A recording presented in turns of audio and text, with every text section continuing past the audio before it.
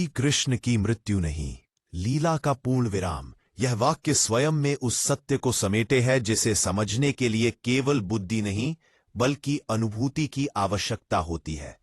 मनुष्य जन्म और मृत्यु को आरंभ और अंत मानता है, पर कृष्ण को समझने वाला जानता है कि उनके जीवन में कुछ भी साधारण नहीं था। जिस प्रकार उनका जन्म कारागार में होकर भी बंधन में नहीं था, उसी प्रकार उनका देह त्याग भी मृत्यु नहीं बल्कि लीला का शांत समापन था। कृष्ण कभी केवल एक शरीर नहीं थे, वे चेतना थे, प्रवाह थे, वह सत्य थे जो समय से परे है। इसलिए जब शर ने उनके चरण को स्पर्श किया तो वह किसी मृत्यु का क्षण नहीं था, वह केवल उस भूमिका का समापन था जिसे उन्होंने लोक के लिए धारण किया था। द्वारका की समृद्धि, यादवों का वैभव, राजनीति, युद्ध, कूटनीति और धर्म की जटिलताएं सब उनके माध्यम से एक संदेश दे चुकी थीं कि शक्ति जब अहंकार बन जाए तो उसका विनाश भी निश्चित होता है। यादवों का आपसी संघर्ष, उनका अंत, यह सब कृष्ण की लीला का ही भाग था, क्योंकि उन्होंने स्वयं कहा था कि जब अधर्म बढ़ता है तब वे आते हैं, और जब धर्म अपने मार्ग से हटने लगता है तब वे उसे भी समाप्त होने देते हैं। कृष्ण का जीवन केवल अधर्म के विनाश की कथा नहीं है, वह आसक्ति के त्याग की भी कथा है। उन्होंने अर्जुन को युद्ध के बीच गीता का उपदेश दिया, पर स्वयं जब समय आया तो किसी शिष्य को उपदेश नहीं दिया। उन्होंने मौन को चुना। यह मौन ही उनकी अंतिम शिक्षा है। बाण लगने के बाद भी उनके मुख पर पीड़ा नहीं थी, वहां करुणा थी, क्योंकि वे जानते थे कि यह सब भी उसी नाटक का भाग है जिसे संसार लीला कहता है। जरा जैसा साधारण शिकारी, उसका हाथ, उसका बाण, यह दिखाता है कि ईश्वर भी अपने नाटक में सबसे साधारण माध्यम को चुन सकता है। यहां न कोई शत्रु था, न कोई प्रतिशोध, केवल एक पूर्णता थी। कृष्ण ने जरा को क्षमा किया, क्योंकि क्षमा उनके लिए कोई नैतिक गुण नहीं बल्कि स्वभाव था। उन्होंने दिखाया कि जिसने सत्य को जान लिया वह किसी से द्वेष नहीं रख सकता। जब उनका शरीर पृथ्वी पर शांत पड़ा था तब भी कृष्ण समाप्त नहीं हुए थे, क्योंकि कृष्ण किसी एक देह में सीमित नहीं थे। वे राधा के प्रेम में जीवित थे, वे अर्जुन की शंका में थे, वे सुदामा की दरिद्रता में थे, वे गोपियों के विरह में थे, और वे हर उस हृदय में थे जहां निस्वार्थ प्रेम सांस लेता है। द्वारका का समुद्र में विलीन होना भी प्रतीक था कि बाहरी वैभव स्थायी नहीं होता, केवल चेतना शेष रहती है। लोग पूछते हैं कि यदि कृष्ण ईश्वर थे तो उन्होंने मृत्यु क्यों स्वीकार की, पर यही प्रश्न बताता है कि हम अभी भी मृत्यु को अंत मानते हैं। कृष्ण ने मृत्यु को इसलिए स्वीकार किया ताकि मनुष्य यह समझ सके कि देह का त्याग भय का विषय नहीं है। उन्होंने जीते जी यह सिखाया कि कर्म करो, फल त्यागो, और जाते जाते यह सिखाया कि देह त्यागो, सत्य मत त्यागो। उनका अंतिम क्षण कोई विलाप नहीं था, कोई शोक नहीं था, वहां केवल एक गहन शांति थी। यही वह क्षण है जहां लीला पूर्ण होती है। जैसे नाटक के अंत में पर्दा गिरता है पर कथा दर्शकों के मन में जीवित रहती है, वैसे ही कृष्ण की देह का अंत हुआ पर उनका प्रभाव अनंत हो गया। उनके जाने के बाद भी गीता जीवित रही, भक्ति जीवित रही, प्रेम जीवित रहा। मीरा ने उन्हें पाया, सूर ने उन्हें गाया, चैतन्य ने उन्हें जिया। यह सब इसलिए संभव हुआ क्योंकि कृष्ण मरे नहीं, वे रूप बदलकर चेतना में प्रवेश कर गए। जो लोग केवल इतिहास देखते हैं उन्हें एक घटना दिखती है, पर जो अनुभूति देखते हैं उन्हें एक संदेश मिलता है कि सत्य कभी मरता नहीं। कृष्ण की लीला का पूर्ण विराम इसलिए था ताकि मनुष्य अपने भीतर कृष्ण को खोजे। जब तक कृष्ण बाहर थे लोग उन्हें देखने में उलझे थे, जब वे अंतर्धान हुए तब खोज भीतर की ओर मुड़ी। यही लीला की पूर्णता है। यदि तुम कृष्ण को केवल द्वारका में खोजोगे तो वो समुद्र में डूब चुकी है। यदि तुम उन्हें केवल मूर्ति में खोजोगे तो वो पत्थर है। पर यदि तुम उन्हें अपने कर्म में, अपने प्रेम में, अपने त्याग में खोजोगे तो वही कृष्ण जीवित है। यह कथा यहीं समाप्त नहीं होती, क्योंकि लीला का विराम केवल रूप का है, सार का नहीं। कृष्ण आज भी उतने ही जीवित है जितने उस दिन थे जब उन्होंने बंसी उठाई थी। फर्क केवल इतना है कि अब बंसी बाहर नहीं बजती, वह भीतर बजती है।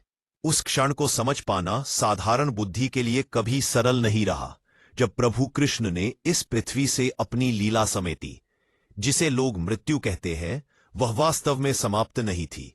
वह तो एक गहन मौन था जिसमें अनंत की गूंज छिपी थी। प्रभु का शरीर स्थिर हुआ, पर चेतना कभी स्थिर नहीं हुई। जिस वन में वे लेटे थे, वहां हवा भी ठहर कर बह रही थी, जैसे प्रकृति स्वयं जानती हो कि यह कोई साधारण विदा नहीं है। अर्जुन दूर थे, द्वारका समुद्र की ओर बढ़ रही थी। यदुवंश अपने कर्मों के भार से टूट चुका था और कृष्ण अकेले थे, पर वास्तव में सर्वत्र थे। उनके नेत्र खुले थे, उनमें न पीड़ा थी न पश्चाताप, केवल करुणा थी जो समस्त सृष्टि को अपने भीतर समेटे हुए थी। शिकारी का तीर केवल देह को छू पाया, आत्मा को नहीं, क्योंकि जो स्वयं काल है उसे काल कैसे बांध सकता है। उस तीर के लगते ही कोई चीख नहीं उठी, कोई क्रोध नहीं फूटा, केवल एक गहन स्वीकार था, जैसे यह भी पहले से तय लीला का एक चरण हो। उस क्षण कृष्ण ने किसी से कुछ नहीं कहा, पर सब कुछ कह दिया। संसार को यह सिखा दिया कि जो जन्म देता है वही विदा भी देता है, और दोनों में समान गरिमा होती है। मृत्यु यहां हार नहीं थी, यह पूर्णता थी। जिस प्रकार संगीत में अंतिम स्वर के बिना राग अधूरा रहता है, उसी प्रकार इस देह की विदाई के बिना लीला अधूरी थी। जब द्वारका समुद्र में समा रही थी, तब लोग विलाप कर रहे थे, पर उन्हें यह जात नहीं था कि कृष्ण कहीं डूब नहीं रहे। वे तो हर लहर में और स्पष्ट हो रहे थे। उनका जाना वास्तव में लौटना था, उस स्रोत की ओर जहां से वे स्वयं प्रकट हुए थे। यह लीला इसलिए थी ताकि मानव यह समझ सके कि ईश्वर देह में बंधा नहीं है, वह तो देह के माध्यम से सिखाने आता है। कृष्ण की अनुपस्थिति में भी उनका स्मरण और अधिक तीव्र हो गया। जो पहले उन्हें देखते थे, अब उन्हें अनुभव करने लगे। यही लीला का सबसे बड़ा रहस्य है कि जब दृश्य समाप्त होता है, तभी अदृश्य का बोध होता है। कृष्ण की मृत्यु इसलिए नहीं थी कि वे थक गए थे, बल्कि इसलिए थी कि संसार को अब स्वयं चलना सीखना था। गीता कह दी गई थी, प्रेम बांट दिया गया था, अब मानव को अपनी चेतना से उसे जीना था। यह कथा यही समाप्त नहीं होती, क्योंकि जहां स्मरण है वहां कृष्ण है, और जहां कृष्ण है वहां लीला चलती रहती है। आगे कथा उस बिंदु से बहती है जहां मनुष्य का भय सबसे गहरा होता है, क्योंकि वहीं उसे लगता है कि कृष्ण भी छूट गए। पर वास्तव में उसी क्षण लीला का अर्थ प्रकट होता है, जब देह शिथिल होती है और समय अपना अंतिम प्रश्न रखता है। तब कृष्ण किसी उत्तर की तरह नहीं, बल्कि मौन की तरह उपस्थित होते हैं।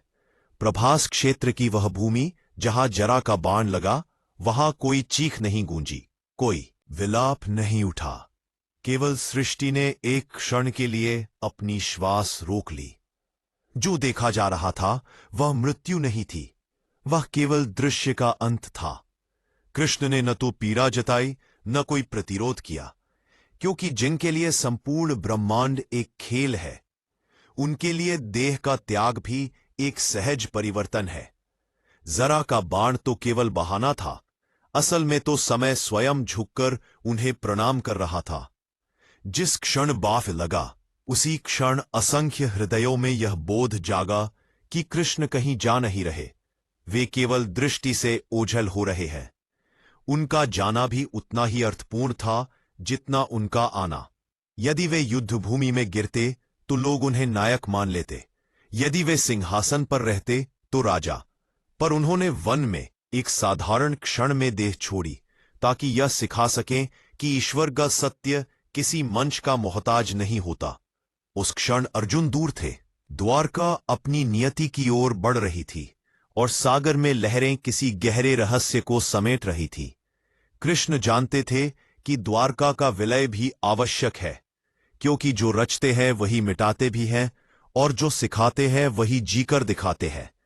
देह त्याग के साथ ही द्वारका का वैभव भी धीरे धीरे जल में समाने लगा, जैसे संसार को यह स्मरण दिलाया जा रहा हो कि स्थायित्व केवल चेतना का है, रूप का नहीं। लोगों ने कहा कृष्ण चले गए, पर जो भक्ति को समझते थे उन्होंने जाना कि अब कृष्ण और भी समीप है।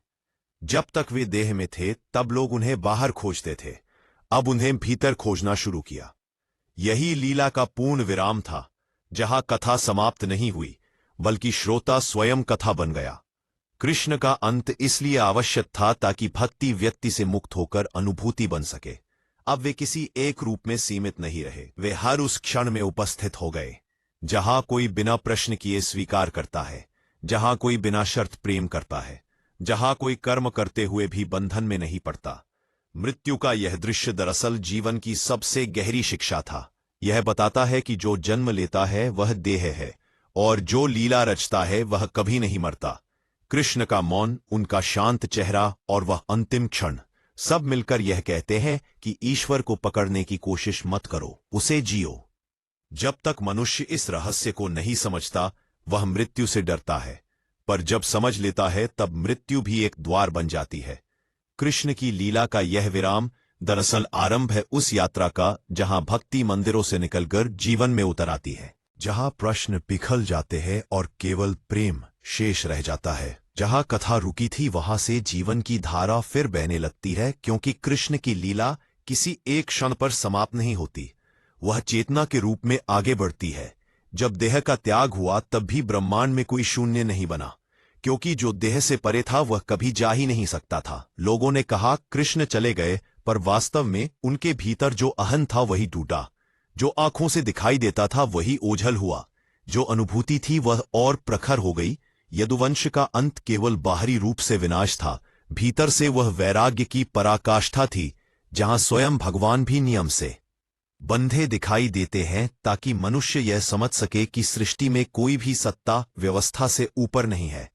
कृष्ण ने कभी स्वयं को बचाने का प्रयास नहीं किया, क्योंकि वे जानते थे कि देह को बचाने से सत्य नहीं बचता। सत्य तो तब बचता है जब लीला पूर्ण होती है, और वही हुआ जब एक साधारण शिकारी का बाण उनके चरण में लगा, तो वह बाण किसी शरीर को नहीं बल्कि मनुष्य की अंतिम भ्रांति को भेद रहा था कि ईश्वर अमर देह है। नहीं, ईश्वर अमर चेतना है, देह तो केवल माध्यम है। उस क्षण धरती पर कोई शोर नहीं हुआ, कोई विलाप नहीं गूंजा, क्योंकि समय स्वयं निश्शब्द हो गया था, जैसे काल ने अपने ही स्रोत को प्रणाम किया हो। कृष्ण की आंखें बंद हुईं, पर दृष्टि समाप्त नहीं हुई। वह दृष्टि अब हर उस हृदय में खुलने लगी जो उन्हें केवल मूर्ति नहीं अनुभव मानता था। द्वारका समुद्र में समा गई, पर संदेश नहीं डूबा, क्योंकि जो जल में डूबता है वह भौतिक होता है, भाव नहीं। युग बदले, राजवंश मिटे, धर्म की परिभाषाएं बदली, पर कृष्ण का नाम आज भी उतना ही जीवित है, क्योंकि वह नाम किसी व्यक्ति का नहीं, उस स्थिति का है जहां प्रेम और करुणा एक हो जाते हैं। आगे चलकर जब लोग इस कथा को सुनाते हैं तो वे मृत्यु शब्द से बचते हैं, क्योंकि कृष्ण के साथ मृत्यु का अर्थ समाप्त हो जाता है। वहां केवल परिवर्तन होता है, जैसे दीपक से दीपक जलता है और पहला दीपक अंधकार नहीं बनता, उसी प्रकार कृष्ण का जाना भी प्रकाश का विस्तार था। आगे आने वाली पीढ़ियां जब जीवन से थक जाती हैं, जब प्रश्न बोझ बन जाते हैं, तब वही कृष्ण गीता बनकर सामने आते हैं, बिना ग्रंथ के, बिना श्लोक के, केवल अंतरात्मा की आवाज में। यही आगे की कथा है जो हर समय लिखी जा रही है, हर उस व्यक्ति के जीवन में जो बिना शर्त कर्म करता है, बिना फल की इच्छा के प्रेम करता है और बिना भय के सत्य को स्वीकार करता है। क्योंकि कृष्ण की लीला कभी समाप्त नहीं होती, वह केवल रूप बदलती है और आगे चलती रहती है। दोस्तों, अगर आपको हमारा कंटेंट पसंद आया हो तो कृपया लाइक और सब्सक्राइब जरूर करें। लाइक करने से हमें यह जानने में मदद मिलती है कि आप हमारे वीडियो को कितना पसंद कर रहे हैं, और सब्सक्राइब करने से आप हमारी हर नई कहानी, ज्ञान और भक्ति से जुड़ी सामग्री सीधे अपने चैनल पर देख पाएंगे। साथ ही नोटिफिकेशन बेल दबाना न भूलें ताकि कोई भी वीडियो मिस न हो। आपका समर्थन हमारे लिए बहुत मायने रखता है और इससे हम और भी बेहतर कंटेंट लेकर आते रहेंगे। लाइक, शेयर और सब्सक्राइब करके आप हमारे इस भक्ति के सफर का हिस्सा बन सकते हैं। धन्यवाद।